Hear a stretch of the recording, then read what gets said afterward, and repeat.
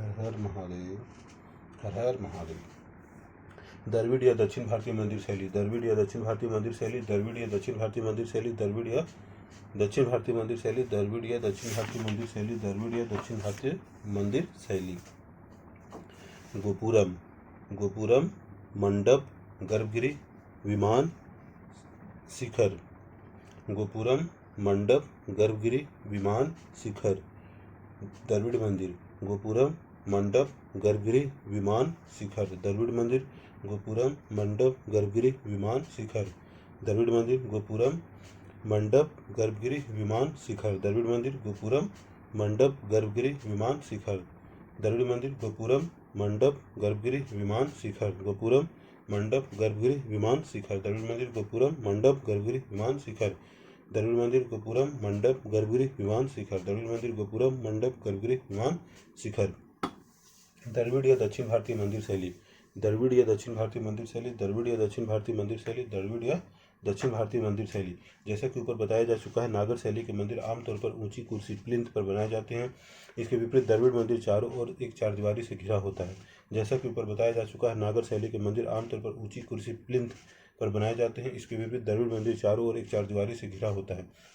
जैसा कि ऊपर बताया जा चुका है, नागर शैली के मंदिर आमतौर पर ऊंची कुर्सी प्लिंथ पर बनाए जाते हैं। इसके विपरीत द्रविड़ मंदिर चारों ओर एक चारदीवारी से घिरा होता है।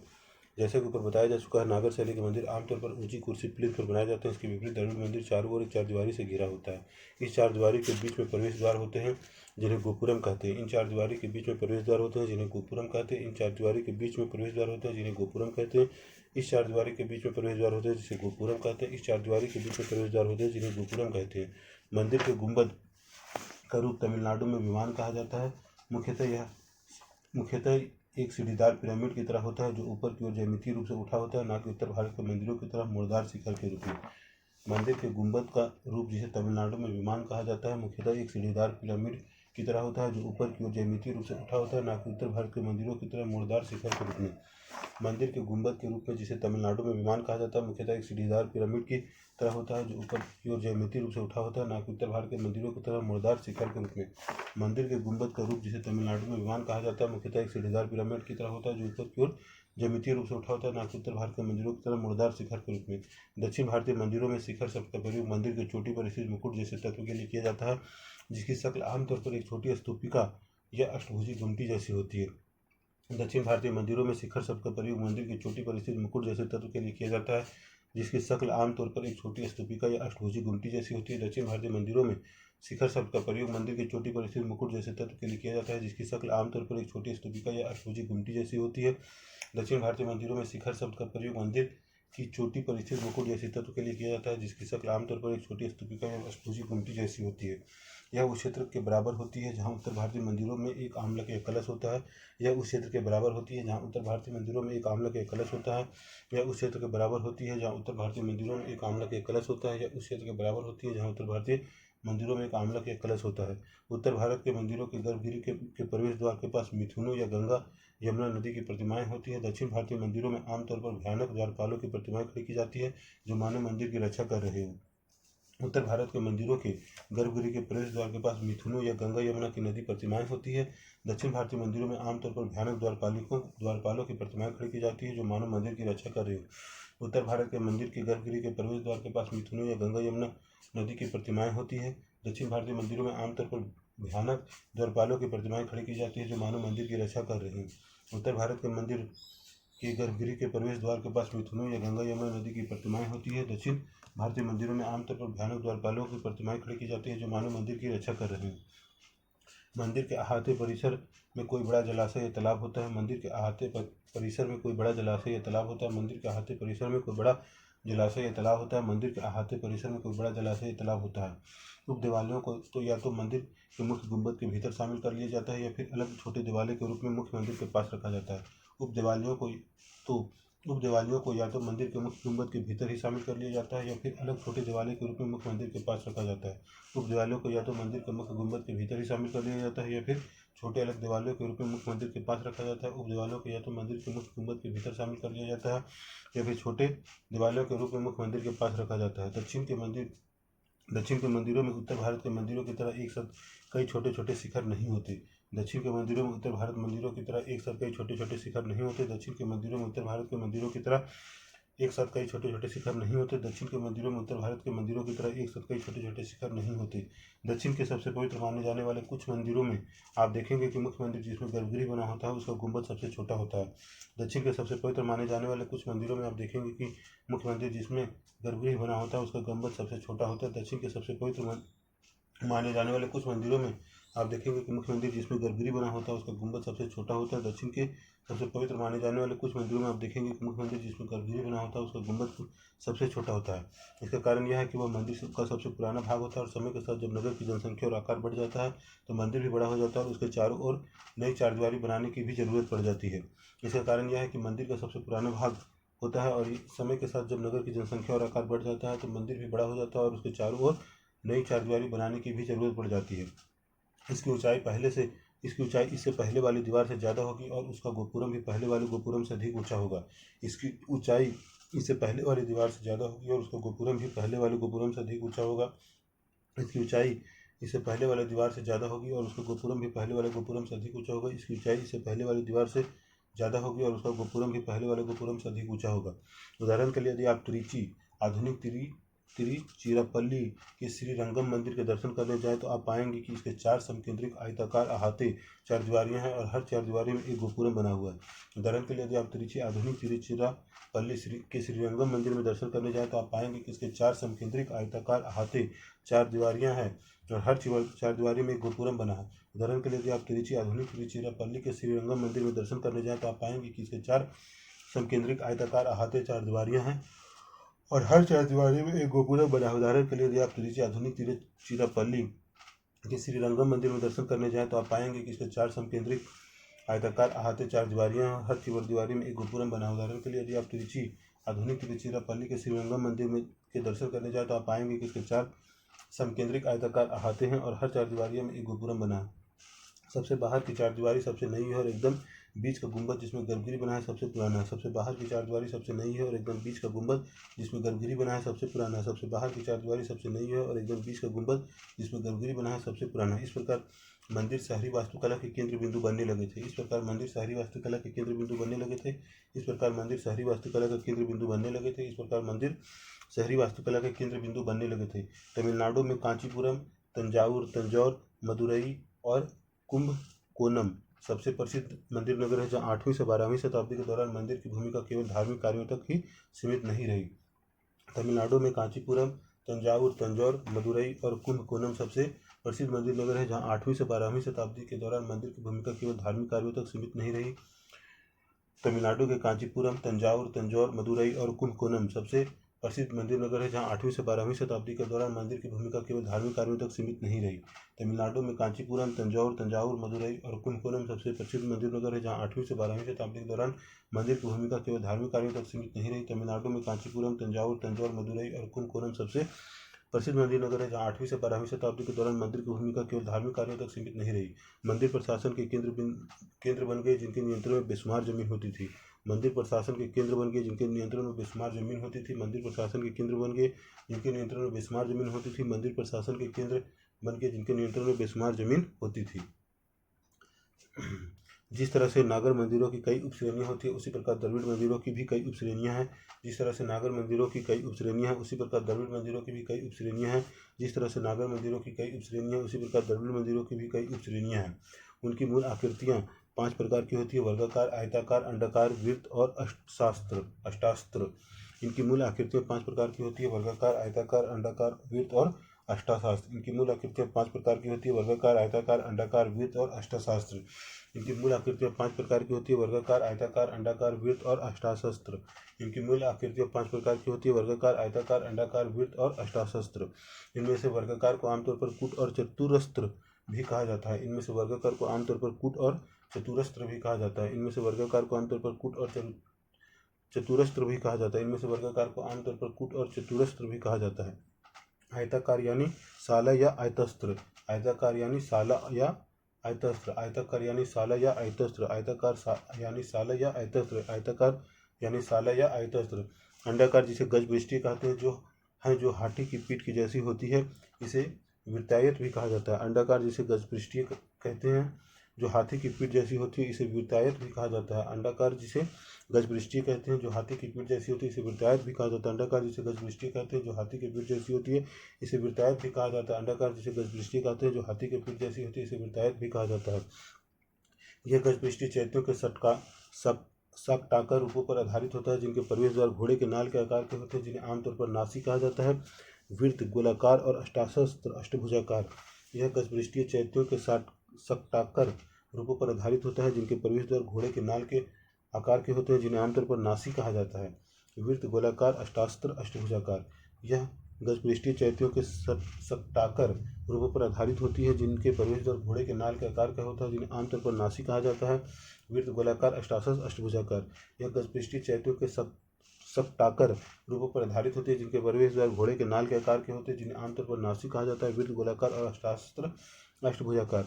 यह गजपृष्ठीय चैत्यों के शकटाकार रूपों पर आधारित होती है, जिनके प्रवेश द्वार घोड़े के नाल के आकार के होते हैं, जिन्हें आमतौर पर नासी कहा जाता है।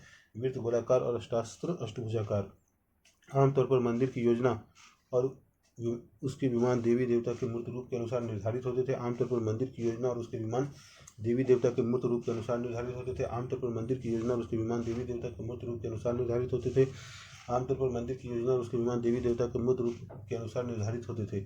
इसलिए उचित यही था कि विशिष्ट प्रकार की मूर्तियों के लिए उसी से संबंधित प्रकार के मंदिर बनाए जाए। इसलिए उचित यह था कि विशिष्ट प्रकार की मूर्तियों के लिए उसी से संबंधित प्रकार के मंदिर बनाए जाए। इसलिए उचित यही था कि विशिष्ट प्रकार की मूर्तियों के लिए उसी से संबंधित प्रकार के मंदिर बनाए जाए। इसलिए उचित यही था कि विशिष्ट प्रकार की मूर्तियों के लिए उसी से संबंधित प्रकार के मंदिर बनाए जाए। स्मरण रहे कि ऊपर सरल रीति से इन उपश्रेणियों में जो अंतर बताए गए हैं वे इसी अवस्था काल तक लागू होते हैं, क्योंकि आगे चलकर इन भिन्न भिन्न रूपों का कहीं कहीं मिश्रण हो गया और उनके मेल से नए नए रूप विकसित हो गए। स्मरण रहे कि ऊपर सरल रीति से इन उपश्रेणियों में जो अंतर बताए गए हैं वे इसी अवस्था काल तक लागू रहे, क्योंकि आगे चलकर इन भिन्न भिन्न रूपों का कहीं कहीं मिश्रण हो गया और उनके मेल से नए नए रूप विकसित हो गए। स्मरण रहे कि ऊपर सरल रीति से इन उपश्रेणियों में जो अंतर बताए गए वे इसी अवस्था काल तक लागू रहे, क्योंकि आगे चलकर इन भिन्न भिन्न रूपों का कहीं कहीं मिश्रण हो गया और उनके मेल से नए नए रूप विकसित हो गए। स्मरण रहे कि ऊपर सरल रीति से इन उपश्रेणियों में जो अंतर बताए गए वे इसी अवस्था काल तक लागू रहे, क्योंकि आगे चलकर इन भिन्न भिन्न रूपों का कहीं कहीं मिश्रण हो गया और उनके मेल से नए नए रूप विकसित हो गए। पल्लव वंश। पल्लव वंश दक्षिण भारत का एक पुराना राजवंश था। पल्लव वंश दक्षिण भारत का एक पुराना राजवंश था। पल्लव वंश दक्षिण भारत का एक पुराना राजवंश था। पल्लव वंश दक्षिण भारत का एक पुराना राजवंश था।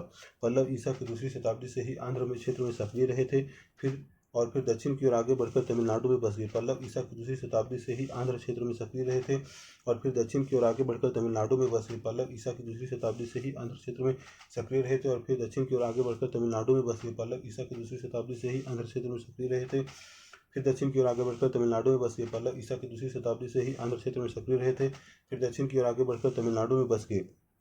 6वीं से 8वीं शताब्दी तक का इतिहास अधिक अच्छी तरह से जाना जा सकता है, क्योंकि उनके उस समय के कई शिलालेख और स्मारक आज भी उपलब्ध हैं। 6वीं से 8वीं शताब्दी तक का इतिहास अधिक अच्छी तरह से जाना जा सकता है, क्योंकि उनके उस समय के कई शिलालेख और स्मारक आज भी उपलब्ध हैं। 6वीं से 8वीं शताब्दी तक का इतिहास अधिक अच्छी तरह से जाना जा सकता है, क्योंकि उनके उस समय के कई शिलालेख और स्मारक आज भी उपलब्ध है। 6वीं से 8वीं शताब्दी तक का इतिहास अधिक अच्छी तरह से जाना जा सकता है, क्योंकि उनके उस समय के कई शिलालेख और स्मारक आज भी उपलब्ध है। 6वीं से 8वीं शताब्दी तक का इतिहास अधिक अच्छी तरह से जाना जा सकता है, क्योंकि उनके उस समय के कई शिलालेख और स्मारक आज भी उपलब्ध हैं। उनके शक्तिशाली राजाओं ने अपने साम्राज्य को उपमहाद्वीप के अनेक भागों तक फैलाया। उनके शक्तिशाली राजाओं ने अपने साम्राज्य को उपमहाद्वीप के अनेक भागों तक फैलाया। उनके शक्तिशाली राजाओं ने अपने साम्राज्य को उपमहाद्वीप के अनेक भागों तक फैलाया। उनके शक्तिशाली राजाओं ने अपने साम्राज्य को उपमहाद्वीप के अनेक भागों तक फैलाया। उनके शक्तिशाली राजाओं ने अपने साम्राज्य को उपमहाद्वीप के अनेक भागों तक फैलाया। कभी कभी तो उनके साम्राज्य की सीमाएं उड़ीसा तक फैल गई थी। कभी कभी तो उनके साम्राज्य की सीमाएं उड़ीसा तक फैल गई थी। कभी कभी तो उनके साम्राज्य की सीमाएं उड़ीसा तक फैल गई थी। कभी कभी तो उनके साम्राज्य की सीमाएं उड़ीसा तक फैल गई थी। उन्होंने पूर्वोत्तर एशिया के साथ भी अपने संबंध मजबूत कर लिए थे। उन्होंने पूर्वोत्तर एशिया के साथ भी अपने संबंध मजबूत कर लिए थे। उन्होंने पूर्वोत्तर एशिया के साथ भी अपने संबंध मजबूत कर लिए थे। उन्होंने पूर्वोत्तर एशिया के साथ भी अपने संबंध मजबूत कर लिए थे। पल्लव राजा अधिकतर शैव थे, लेकिन उनके शासनकाल के अनेक वैष्णव मंदिर आज भी मौजूद है। इसमें भी कोई संदेह नहीं है कि वे दक्कन के लंबे बौद्ध इतिहास से प्रभावित थे। पल्लव राजा अधिकतर शैव थे, लेकिन उनके शासनकाल के अनेक वैष्णव मंदिर आज भी मौजूद है और इसमें भी कोई संदेह नहीं कि वे दक्कन के लंबे बौद्ध इतिहास से प्रभावित थे। पल्लव राजा अधिकतर शैव थे, लेकिन उनके शासनकाल के अनेक वैष्णव मंदिर आज भी मौजूद है और इसमें भी कोई संदेह नहीं कि वे दक्कन के लंबे बौद्ध इतिहास से प्रभावित थे। पल्लव राजा अधिकतर शैव थे, लेकिन उनके शासनकाल के अनेक वैष्णव मंदिर आज भी मौजूद है और इसमें भी कोई संदेह नहीं कि वे दक्कन के लंबे बौद्ध इतिहास से प्रभावित थे।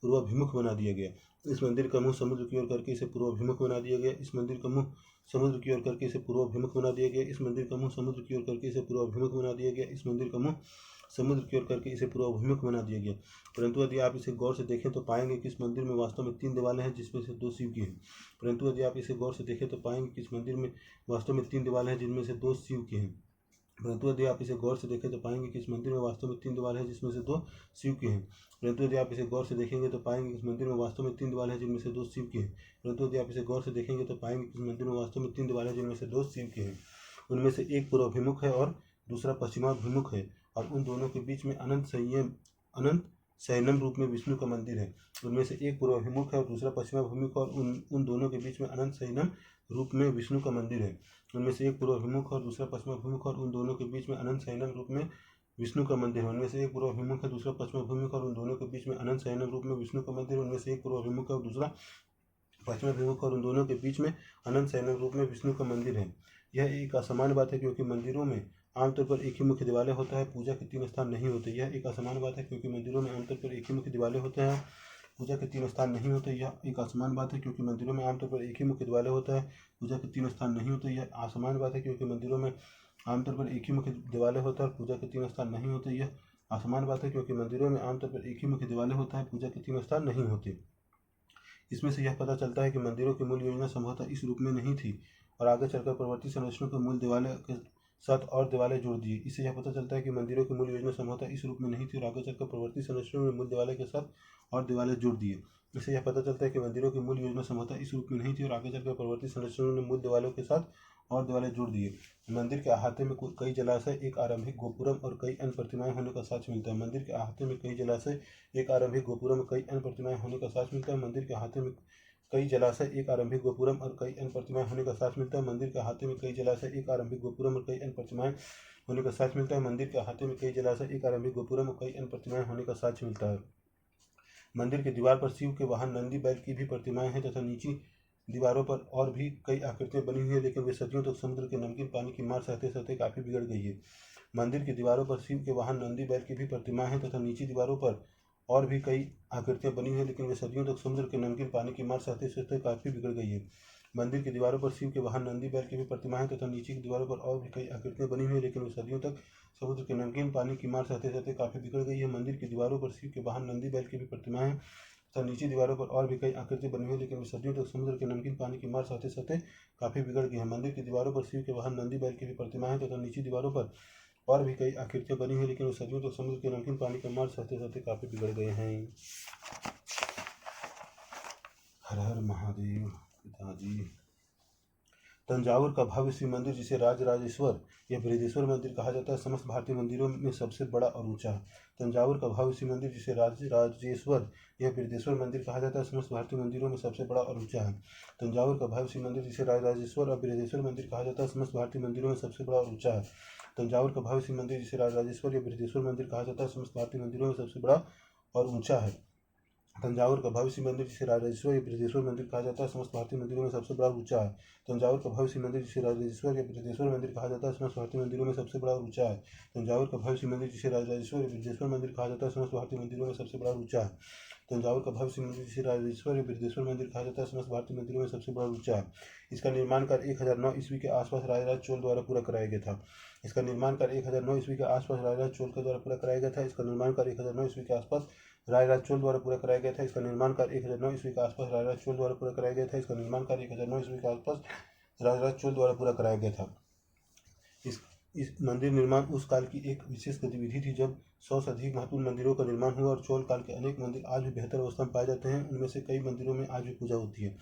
मंदिर निर्माण उस काल की एक विशेष गतिविधि थी, जब 100 से अधिक महत्वपूर्ण मंदिरों का निर्माण हुआ, और चोल काल के अनेक मंदिर आज भी बेहतर अवस्था में पाए जाते हैं, और उनमें से कई मंदिरों में आज भी पूजा होती है। मंदिर निर्माण उस काल की एक विशेष गतिविधि थी, जब 100 से अधिक महत्वपूर्ण मंदिरों का निर्माण हुआ, और चोल काल के अनेक मंदिर आज भी बेहतर अवस्था में पाए जाते हैं, और उनमें से कई मंदिरों में आज भी पूजा होती है।